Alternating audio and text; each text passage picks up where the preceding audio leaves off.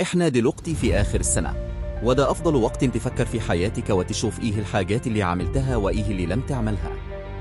السنة الجاية لازم تبدأ بجد، وهتعمل خطوات صح. وقبل ما نبدأ، ما تنساش تعمل لايك وتشترك في القناة. أول حاجة، ضع أهدافا واضحة. اقرأ أهدافك كل يوم، فكر فيها، وكن مصرا. لو عجبك الكلام، ما تنساش اللايك والاشتراك في القناة. ثاني حاجة، اعمل جدولا يوميا، ما تسيبش الوقت يضيع. رتب أولوياتك، كل يوم، كل دقيقة، فكر في أهدافك وامشي خطوة وراء خطوة. وما تنساش تعمل لايك وتشترك في القناة. ثالث حاجة، شيل كل العادات السلبية. السهر الكثير، التسويف، الإهمال. ابدأ نظيفا. كل يوم فكر إنك تبقى أحسن. وما تنساش اللايك والاشتراك، هيفرقوا معارك جامد. رابع حاجة، نظم حياتك وحاجاتك. الغرفة المرتبة، المكان المرتب، كل حاجة حولك هتخليك تركز أكتر وتنجح أسرع. وما تنساش اللايك وتشترك في القناة. خامس حاجة، طور مهاراتك. اتعلم حاجة جديدة كل يوم، حاجة تفيدك وتكبر قدراتك.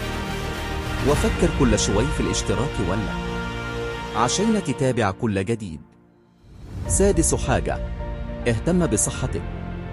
نام كويس، كل صحي، وحرك جسمك. لو جسمك قوي، عقلك هيشتغل أسرع.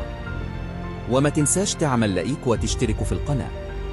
سابع حاجة، نظم فلوسك وحياتك المالية. اعرف تصرف قد ايه، وخطط لمستقبلك.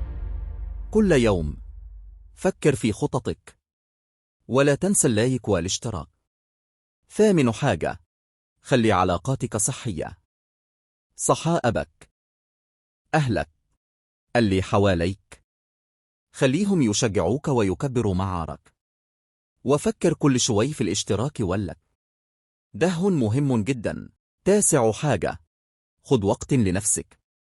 ارسم، اقرأ، خطط، أي حاجة تحسك بالراحة والسعادة. ولا تنسى اللايك والاشتراك، كل شويه نفكرك. عاشر حاجة، ابدأ السنة الجديدة بجد. حط خطة، هدفا، طاقة، واتحرك فورا. كل يوم خطوة، كل خطوة نجاح. ولا تنسى تعمل لايك وتشترك في القناة. احنا كل يوم، كل لحظة، لازم نفكر في أحلامنا، ونشتغل عليها، ونعمل اللازم. وما تنساش اللايك والاشتراك.